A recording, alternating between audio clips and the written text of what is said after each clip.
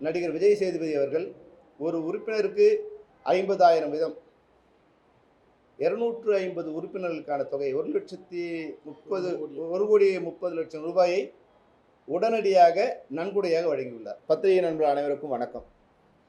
இன்று பெப்சியோட அழைப்பை ஏற்று இங்கு வந்திருக்கின்ற பத்திரிகையாளர்கள், ஊடகவியலாளர்கள், நண்பர்கள் அனைவருக்கும் தென்னிந்திய திரைப்பட தொழிலாளர்கள் சம்மேளனத்தின் சார்பில் எங்களுடைய வணக்கங்களை தெரிவித்துக் கொள்கிறோம். இன்று எங்களுக்கு ஒரு மிக முக்கியமான நாள், ஒரு சந்தோஷத்தை அளிக்கிற நாளாக கூட அமைந்துள்ளது. ஏறக்குறைய 15 ஆண்டுகளுக்கு முன்னால் மறைந்த முன்னாள் தமிழக முதல்வர் மாண்புமிகு கலைஞர் அவர்கள் தென்னிந்திய திரைப்பட தொழிலாளர்களுக்காக, தொழில்நுட்ப கலைஞர்களுக்காக குடியிருப்புகள் கட்ட மகாபலிபுரம் அருகில் உள்ள பையனூர் கிராமத்தில் 100 ஏக்கர் நிலம் வழங்கியுள்ளார். திரைப்பட தொழிலாளர்களுக்கு மட்டுமல்லாது தயாரிப்பாளர்கள் மற்றும் தென்னிந்திய நடிகர் சங்கம், சின்னத்திரை கலைஞர்கள் கூட்டமைப்பு ஆகிய அனைவருக்கும் அதை சேர்ந்து 65 ஏக்கர் நிலம் பெப்சிக்கெனவும், இதில் 50 ஏக்கர் நிலம் குடியிருப்புகளுக்காகவும், 15 ஏக்கர் நிலம் ஸ்டுடியோ மற்றும் பொது பயன்பாடுகளுக்காகவும், 25 ஏக்கரில் 10 ஏக்கர் தமிழ் திரைப்பட தயாரிப்பாளர்களுக்காகவும், 8 ஏக்கர் நடிகர் சங்கத்துக்காகவும், 7 ஏக்கர் சின்னத்திரை கலைஞர்களுக்காகவும் பிரித்து மீதி 10 ஏக்கர் நிலத்தை சாலைகள் அமைத்துக் கொள்ள வசதிகள் ஏற்படுத்தி தந்தார். ஆட்சி மாற்றம் மற்றும் பெப்சியோட நிர்வாக மாற்றம் போன்ற பல்வேறு காரணங்களால் கலைஞர் அளித்த அந்த நிலத்தில் 3 ஆண்டுகளுக்குள் குடியிருப்பில் கட்ட தொடங்கப்பட வேண்டும் என்ற விதியினை நிறைவேற்ற இயலாமல் போனது. மறுபடியும் 2017 என்னுடைய தலைமையில் புதிய நிர்வாகம் அமையப்பெற்ற பின் நாங்கள் அதற்கான குடியிருப்பில் கட்டுவதற்கான பணிகளை தொடங்க ஆரம்பித்த போது, அப்போதுதான் இந்த 3 ஆண்டுகளுக்கான விதி எங்களுக்கு தெரிய வந்தது. மேலும் அப்போது கொரோனா பேரிடர் இந்தியா முழுக்க பரவி இருந்த காலத்தால் எங்களால் சரியாக தொடங்கி செயல்படுத்த இயலவில்லை. தற்போது தமிழக முதல்வர் மாண்புமிகு மு.க. ஸ்டாலின் ஐயா அவர்கள் பதவிக்கு வந்த பின்னர் அவரிடம் பெப்சியின் சார்பில் எங்களுடைய வேண்டுகோளை விடுத்திருந்தோம். அதாவது அவருடைய தந்தை கலைஞர்கள் எங்களுக்கு வழங்கிய இடத்தில் மீண்டும் அரசாணை புதுப்பித்து நாங்கள் குடியிருப்பில் கட்டிக்கொள்ள உதவ வேண்டும் என்று எங்களுடைய கோரிக்கை விடுத்திருந்தோம். பல்வேறு சிரமங்களுக்கு இடையில் அனைத்து அரசு அதிகாரிகளையும் அழைத்து பேசி வருவாய்த்துறை அமைச்சகம் மற்றும் செய்தித்துறைத்துறை அமைச்சகம் எல்லாவரையும் அழைத்து பேசி நேற்று அதற்கான அரசாணை எங்களுக்கு வழங்கப்பட்டது. இந்த 3 ஆண்டுகளுக்குள் எங்களுடைய குடியிருப்பு பணிகளை தொடங்கலாம் என்ற அரசாணை வழங்கப்பட்டது. இந்த அரசாணை வழங்க உதவிய எங்களுடைய சகோதரர் துணை முதல்வர் மாண்புமிகு உதயநிதி ஸ்டாலின் அவர்களுக்கும் இந்த நேரத்தில் எங்களுடைய இதயம் கனிந்த நன்றியினை தெரிவித்துக் கொள்ள விரும்புகின்றோம். உங்களுக்கெல்லாம் தெரியும், இந்திய திரைப்படத்துறை 100 ஆண்டுகளை கடந்த பின்னர் கூட எங்களுடைய சம்மேளனத்தில் 25,000 உறுப்பினர்கள் உள்ளார்கள். இதில் 21,000 உறுப்பினர்கள் சொந்த வீடு அன்றி சென்னையில் வாடகையிலோ அல்லது வெளியிருந்தோ வருகின்ற ஒரு சூழ்நிலையில் தான் உள்ளார்கள் என்பதை நாங்கள் தமிழக அரசுக்கு தெரியப்படுத்தினோம். தற்போதுள்ள வாடகையால் ஏறக்குறைய எங்களுடைய உறுப்பினர்கள் செங்கல்பட்டிலிருந்தோ, மகாபலிபுரத்திலிருந்தோ, திருவள்ளூரிலிருந்தோ, படப்பையிலிருந்தோ, வாலாஜாபாத்திலிருந்தோ, காஞ்சிபுரத்திலிருந்தோ அல்லது இந்த பக்கம் செங்குன்றத்திலிருந்தோ, புழலிருந்தோ இங்கிருந்து தான் வந்து எங்களுடைய பணிகளை தொடர இயலும் என்ற ஒரு துன்பகரமான சூழ்நிலை இருப்பதை நாங்கள் அவர்களுக்கு தெரியப்படுத்தினோம். உங்களுக்கு தெரியும், திரைப்பட தொழிலாளர்கள் பணி நேரம் அதனுடைய வசதிக்கேற்ப 12 மணி நேரம் என்று வரையறுக்கப்பட்டது. 12 மணி நேரம். அது அல்லாது வெளியில் வருகின்ற போது எங்களுக்கு ஏறக்குறைய 2 மணி நேரம் குறைந்தபட்சம் 4 மணி நேரம் பயணத்திற்கான ஒரு அவகாசம் தேவைப்படுகிறது. ஆக ஒரு நாளைக்கு எங்களுடைய தொழிலாளர்கள் 16 மணி நேரம் பணிக்காக, உழைப்புக்காக நேரத்தை செலவிட வேண்டிய உள்ள ஒரு மிக சிரமமான நிலையில் உள்ளது என்பதை எடுத்து கூறினோம். இந்த வகையில் நாங்கள் அனைவரும், வீடற்ற தொழிலாளர்கள் அனைவரும் ஒரே இடத்தில் குடியிருப்பில் கட்ட வசதியாக எங்களுக்கு பையனூரில் இடத்தை வழங்கியுள்ள தமிழக அரசுக்கு மீண்டும் ஒரு முறை எங்களுடைய நன்றியினை தெரிவித்துக் கொள்ள விரும்புகின்றோம். எங்கள் சிரமங்களுக்கெல்லாம் அறிந்து அதை நீக்க ஒரு புள்ளியாக ஆரம்பித்த எங்களுடைய இனிய சகோதரர் மூத்த சகோதரர் வி.சி. குகநாதன் அவர்களுக்கும், மறைந்த இயக்குனர் திரு ராமநாராயணன் அவர்களுக்கும் இந்த நேரத்தில் எங்களுடைய நன்றியை தெரிவித்துக் கொள்ள விரும்புகின்றோம். அவர்களுடைய இருவருடைய முயற்சியால் மட்டுமே இந்த காரியம் சாத்தியப்பட்டது. இந்த நேரத்தில் அவர்களுக்கும் எங்களுடைய உதவியை நன்றியை தெரிவித்துக் கொள்ள விரும்புகின்றோம். மறைந்திருந்தாலும் எங்கள் இதயங்களில் தொடர்ந்து வாழ்கின்ற ராமநாராயணன் ஐயா அவர்களுக்கும் எங்களுடைய இதயத்திலிருந்து நன்றியை தெரிவித்துக் கொள்கின்றோம்.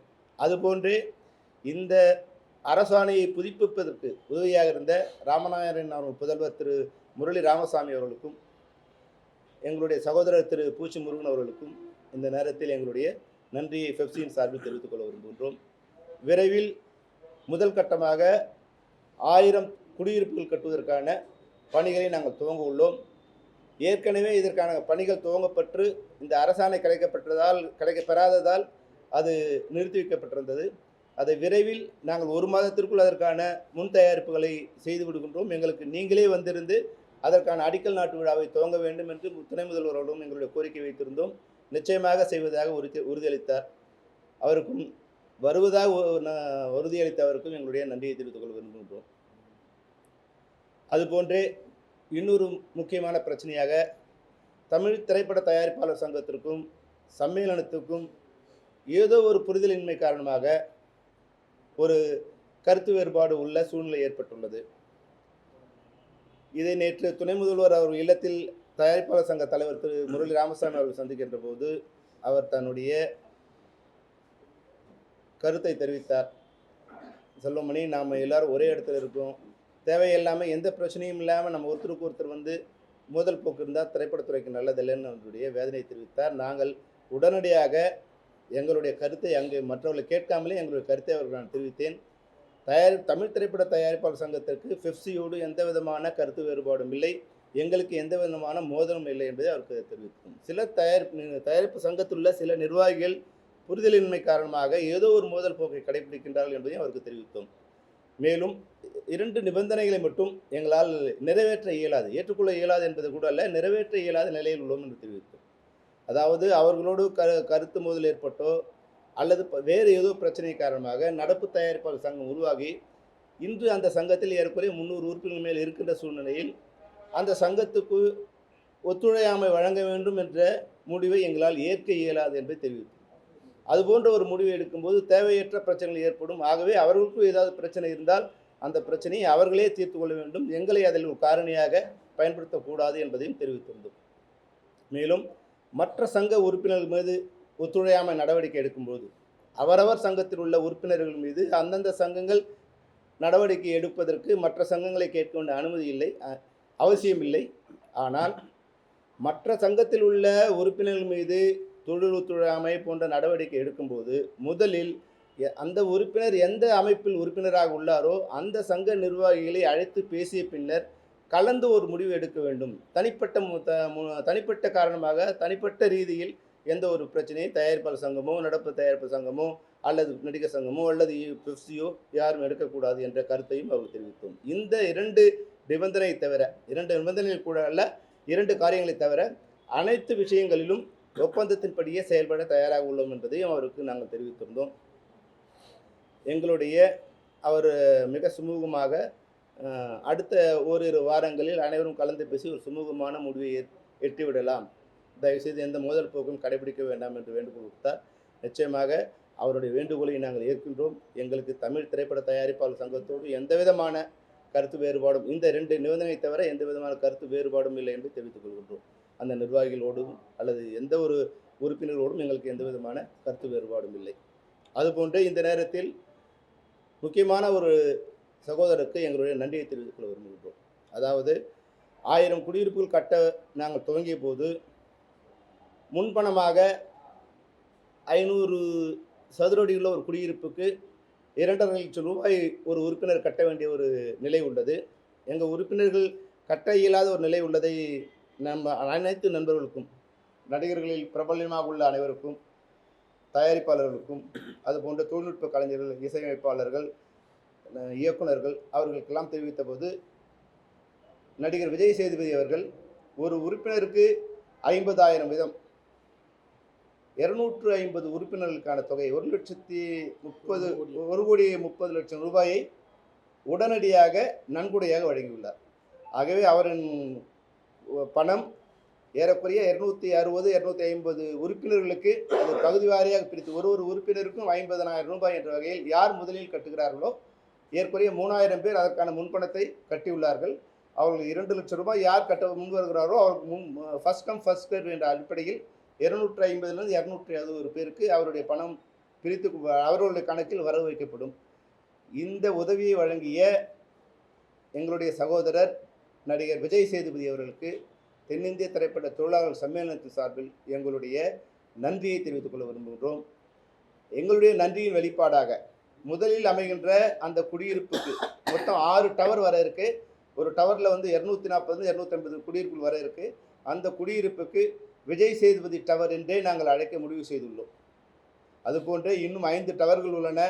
இன்னொரு 700 உறுப்பினர்களுக்கு மற்ற நடிகர்கள் முடிந்த கருணை உள்ளம் படைத்த வசதியுள்ள நடிகர்கள் உதவி செய்ய வேண்டும் என்பதையும் இந்த நேரத்தில் எங்களுடைய கோரிக்கையாக வெளியிட விரும்புகின்றோம். ஏறக்குறைய 50 வருடங்கள் உங்களோடு தோளோடு நின்று உங்களோடு இரவு பகலாக நின்று இன்னும் வாழ்க்கையில் ஒரு சதுர அடி கூட சொந்த இடமில்லாமல் இருக்கின்ற தொழிலாளர்கள் மீது நீங்கள் அனைவரும் கருணை கொண்டு அவர்கள் ஏதோ ஒரு தொழிலாளிக்கு நீங்கள் உதவினால் கூட விஜய் சேதுபதி போல 1.25 கோடி வழங்க முடியவில்லை என்றால் கூட ஒரு உறுப்பினருக்கு 50,000 ரூபாய் என்ற வகையில் அந்த உறுப்பினருடைய கணக்கில் எங்களால் வர வைக்க இயலும்.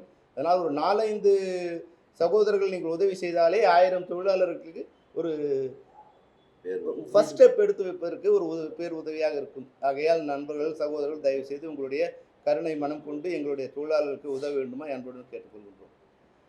நன்றி, வணக்கம்.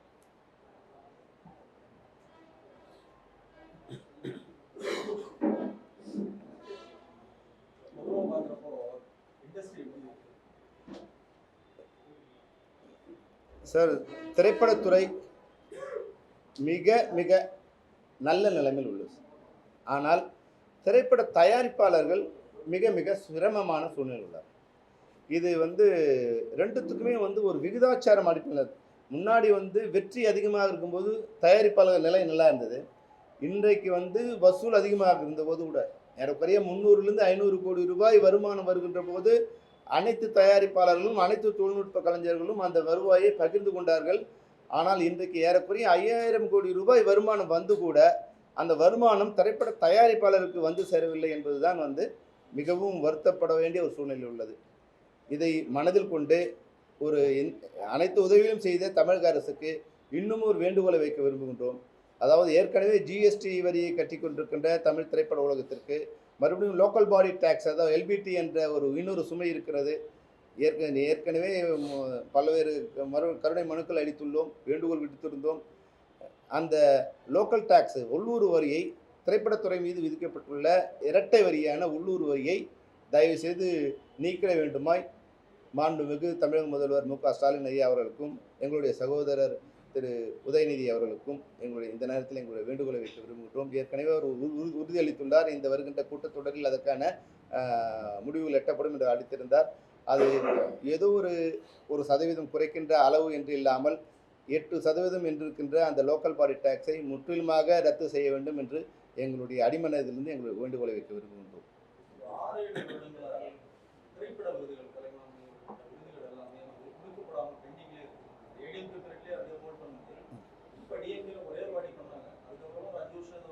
ஆமாம், அது ஏற்கனவே உங்கள் 5-6 வருஷத்துக்கான விருதுகளை வந்த உடனே அதுக்கான விருதுகளை வழங்கியிருக்காங்க.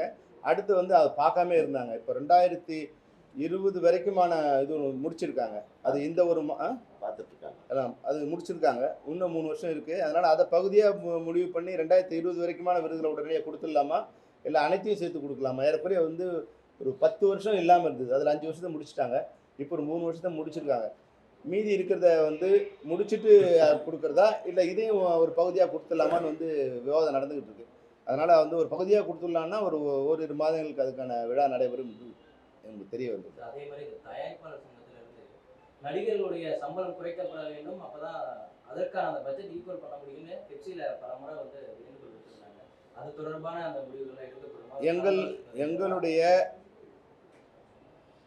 அமைப்பை சேர்ந்த நடிகர்கள் நீங்களாக 24 தொழிலாளர்களிடம் அதற்கான அவசியத்தை விளக்கி கூறி ஏறக்குறைய 30லிருந்து 40% அவர்களுக்கு செலவினங்கள் குறைவு போன்ற அனைத்து வழிவகைகளையும் ஏற்படுத்தியுள்ளோம். முன்னால் வந்து 6 மணிக்கு மேலே போனால் வந்து 1000 ரூபாய் சம்பளமானால் அது 2000 ரூபாய் சம்பளம் ஆகிடும். இன்றைக்கி அவங்களுக்கு 1500 ரூபா சம்பளம் அரை வேட்டாங்கிற மாதிரி கொடுத்தா போதுங்கிற மாதிரி அதை வந்து பகுதியாக பிரித்து ஏறக்குறைய அதுலேயே ஒரு 25% நாங்கள் இது பண்ணியிருக்கோம். இங்கேருந்து முன்னாடி நாகர்கோவில் போனாங்கன்னா அவங்க வந்து 3 பேட்டா 2 பேட்டா அப்படிங்கிறதெல்லாம் இல்லாமல் இன்றைக்கி வந்து ஒரு அரை பேட்டா சம்பளம் கொடுத்தா கூட போதுங்கிற அளவுக்கு எங்களுடைய நாங்கள் வாங்குறது சிறு இதுவாக இருந்தால் கூட எங்களோட பகுதியில் 40% வரை நாங்களுடைய இது வந்து குறைத்து அவங்க வழிவகை செய்துள்ளோம். அது நடிகர்கள் வந்து அதுக்கான உதவி அவங்க பண்ணணும். அது அவங்க தயாரிப்பாளர் தான் அது அவங்க தான் அவங்ககிட்ட பேசி முடிவெடுக்கணும். எதில் சார்? அது தயாரிப்பாளர் வந்து ஒரு ஒட்டுமொத்தமாக அது வந்து ஒரு தயாரிப்பாளர் சங்கம்ங்கிற பேரில் இல்லாமல் தமிழ் திரைப்பட தயாரிப்பாளர்கள் கூட்டுறவு வீட்டுவசதி சங்கம் இருக்குது. அதில் வந்து 2 அமைப்பில் இருக்கிறவங்களும் வந்து அதில் உறுப்பினராக இருக்காங்க. அதனால் அந்த அமைப்பில் யாரெல்லாம் உறுப்பினராக இருக்கோ அவங்க அனைவருக்கும் அந்த வசதி வந்து சேரும்.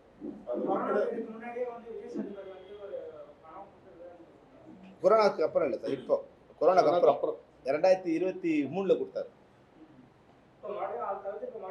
இல்லை அந்த பணம் அப்படியே டெபாசிட்டில் வச்சுருக்கோம். இப்போ அதை வந்து ஏன்னா அது செலவு பண்ணக்கூடாதுன்னு அப்போ யாரெல்லாம் வந்து கட்டாமைக்காங்களோ அவங்க பேரில் அந்த பணத்தை நாங்கள் வந்து ட்ரான்ஸ்ஃபர் பண்ணணும். முன்பணமாக கட்டி அவங்க 2.5 லட்ச ரூபா கட்டணும். அவங்க 2 லட்ச ரூபா கட்டினாங்கன்னா நாங்கள் 50,000 கட்டி அதை வந்து அவங்களோட முன்பணமாக அதை வந்து அவங்களோட அக்கௌண்ட்டில் ஒதுக்கி பண்ணணும். முதல்ல சார் இப்போ வந்து 25,000 பேர் உறுப்பினராக இருக்காங்க. அதில் வந்து இப்போ 6,000லேருந்து 9,000 குடியிருப்புகள் கட்ட முடியும். அதில் முதல் கட்டமாக யார் யாரெல்லாம் வீடு இல்லையோ அவங்களுக்கும் யார் யாரெல்லாம் வாங்க முன் வராங்களோ அவங்களுக்குமா ஃபஸ்ட்டு இது வந்து ப்ரியாரிட்டி வந்து வீடு ஏற்ற தொழிலாளர்களுக்கு. அதுக்கப்புறம் அடுத்து வரவங்களும் யார் ஃபஸ்ட் கம் ஃபஸ்ட் சர்வ்ங்கிறதுல வந்து அதை ஃபில் பண்ணணும். அப்படி அதுலேயும் வந்து சீனியர் மெம்பர்ஸ் இருக்கலாம். அது ஒருவேளை வந்து வீடு இல்லாதவங்களே வந்து இப்போ 2000 பேர் கேட்குறாங்கன்னா அதில் சீனியர் மெம்பர்ஸ் யார் அதை வந்து ப்ரியாரிட்டி பண்ணி அப்படி தான் அதை வந்து அலாட்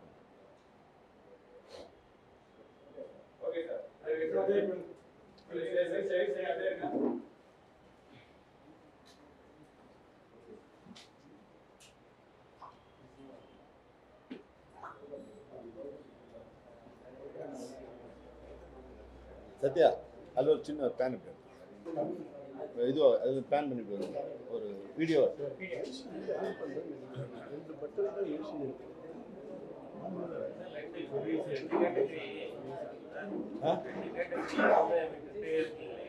யாரு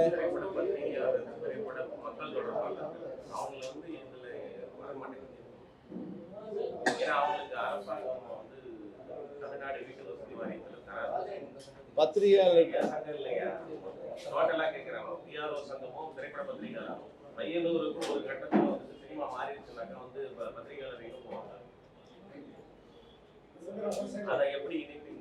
ஏற்கனவே வந்து டைமண்ட் பாபு அந்த ஒரு விஜய் முரளி அந்த கோரிக்கை கொடுத்துருக்காங்க. நான் சொன்னேன் இப்போ இந்த இடத்து பக்கத்துலேயே ஒரு 25 ஏக்கர் இடம் இருக்குது எங்களுக்கு. நாங்கள் இப்போ கட்டாமல் அதை கேட்டால் சரியாக இருக்காது. எங்களே இப்போ வந்து 10,000 பேருக்கு தேவைப்படுறாங்க. அதில் வரும்போது உங்கள் 2 அமைப்பும் சேர்த்து அதுக்கு உண்டான ஒரு கோரிக்கையை அரசு வைக்கலான்னு ஏற்கனவே ஒரு உறுதி நாங்கள் கொடுத்தேன். ஒரு 5 ஏக்கர் வாங்கிக்கலாம். அதில் வந்து எவ்வளோ உங்களுக்கு 300 பேர் இருக்காங்கன்னு அப்போ சொன்னார். 2 சேர்த்து 300 பேர் இருக்காங்க அப்படின்னாரு. அப்போ நான் சொல்லும்போது 2020. ஆனால் நீங்கள் எல்லாம் வந்து சொசைட்டி ஃபார்ம் பண்ணுங்க. சொசைட்டி ஃபார்ம் பண்ணி சொசைட்டியில் இல்லை இடம் கொடுத்த பிறகு தான் சொசைட்டி. இல்லை இவங்க சங்கத்தில் ஒரு சொசைட்டி ஏற்கனவே ஃபார்ம் பண்ணிக்கலாம் சார். அது 3ஆக பிரிச்சிருக்கோம் சார். ஒன்று வந்து 500 சதுர அடி, இன்னொன்று வந்து 1000லேருந்து 1500 சதுர அடி, இன்னொன்று வந்து 2000லேருந்து 2500 சதுர அடி. ஏபிசி மாதிரி எல்லா வகையான கலைஞர்களும் அதில் இருக்கணும். வள்ளி தொழிலாளர் மட்டும் இல்லாமல் அதில் வந்து நடிகர்களும் இருக்கணும், இயக்குநர்களும் இருக்கணும், இசையமைப்பாளர் இருக்கணும். அப்படிங்கிற மாதிரி அந்த கேட்டகரியில் வந்து இது இவங்களுக்கு குறைந்த வருவாயில் உள்ளவங்களுக்கு வந்து 60%, மத்தியில் இருக்கிறவங்களுக்கு வந்து ஒரு 20%, உயர்குடியில் வந்து ஒரு 20% அதை பிடிச்சிடும். ஆமாம். நன்றி.